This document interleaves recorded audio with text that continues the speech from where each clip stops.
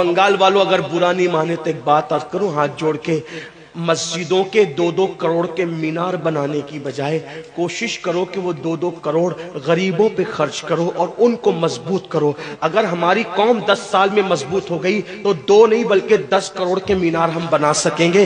اس لیے میری گزارش ہے جلسوں کے خرچے بھی کم کرو، شادیوں کے خرچے بھی کم کرو، اور سب خرچے کم کر کے اپنی قوم کو مضبوط کرو۔ حضور علیہ السلام اسی لیے تشریف لائے تھے۔ تو دیندار بنو، مالدار بنو، اور نمبر 3 ایجوکیشن پہ بہت محنت کرو۔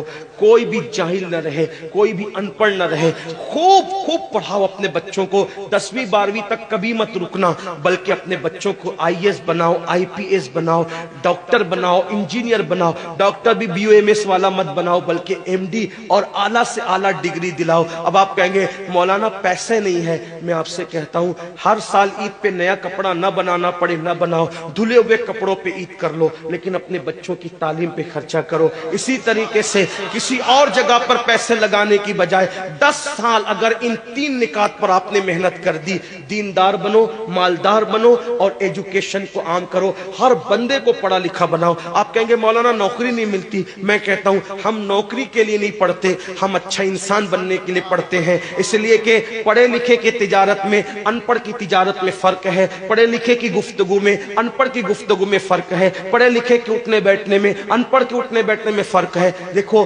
آپ یہ نہیں کہتا ہوں کہ آپ سب ان پڑھو، لیکن ایک بات آپ سے کہتا ہوں، محفل میں پڑھے لکھوں کا انداز اور ہوتا ہے، ان پڑھ لوگوں کا انداز اور ہوتا ہے۔ کھانے میں، پینے میں، اٹھنے میں، بیٹھنے میں تعلیم کو عام کرو، دنیا بھی پڑھاؤ، آخرت بھی پڑھاؤ۔ اپنے بچوں کو اتنا علم دو کہ وہ مسلمان رہے، سچے مسلمان رہے، اور اپنی بچیوں کو بھی اتنا علم دو سچی پکی مسلمان رہے، اور اسکول، کالج، یونیورسٹی میں اعلیٰ سے اعلیٰ تعلیم دلاؤ۔ اور یاد رکھنا غربت کا بہانہ مت بناؤ۔ بیٹیا کی شادی ہوتی ہے تو لاکھوں روپے کہاں سے آتے ہیں، اور آپ سے کہتا ہوں 8 گھنٹے محنت کرنے کی بجائے 16 گھنٹے محنت کرو، محنت میں پیچھے مت ہٹو، اپنے بچوں کو پڑھاؤ۔ صرف 10-12 سال ہندوستان کے تمام مسلمان محنت کر کے اپنے بچوں پہ محنت کر لیں، کوشش کر لیں، کاوش کر لیں، تو دیکھنا نقشہ بدل جائے گا۔ یہ بھی آپ سے کہتا ہوں، ایک بات کہتا ہوں، منع نہیں کر رہا ہوں، اگر مجھ سے غلطی ہو تو میرے علماء اصلاح کریں گے، آپ میری ذات کو دیکھ کے قبول نہیں کرنا۔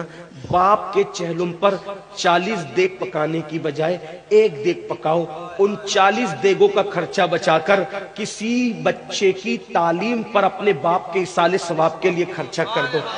پیر صاحب کے مزار پر 1 لاکھ کی چادر لا کے ڈالنے کی بجائے 100 روپے کی چادر ڈال دو، باقی کے پیسے بچا کر غریبوں کی تعلیم پہ خرچہ کر دو۔ پیر صاحب کے ایصال ثواب کے لیے وہ اس 1 لاکھ کی چادر سے جتنا خوش ہوں گے، وہ 100 روپے کی چادر سے بھی اس سے زیادہ خوش ہوں گے، کیونکہ آپ نے کسی کو اٹھا دیا، کسی کو آپ نے ترقی پہ لے گئے۔ ایک بات کہتا ہوں، میرا پیر جنتی ہے تو میرے پیر کو میری 1 لاکھ کی چادر سے کیا غرض، اس کو تو جنت میں اس سے بہتر لباس مل چکا ہے، اس کو تو 1 لاکھ کا اس سے بہتر لباس مل چکا ہے۔ تو یہ باتیں تلخ لگے معاف کرنا، لیکن آپ سے ایک بات کہتا ہوں، رسومات سے نکلو، حقیقتوں کی طرف آؤ، رسومات سے نکلو، سچائیوں کی طرف آؤ۔ ایک دوسرے کو گرانے کی کوشش مت کرو، ایک دوسرے کو اٹھانے کی کوشش کرو، آپس کے جھگڑے ختم کرو۔ تیرا سلسلہ بڑا، میرا سلسلہ بڑا، تیری برادری بڑی، میری برادری بڑی، تیرا پیر بڑا، میرا پیر بڑا۔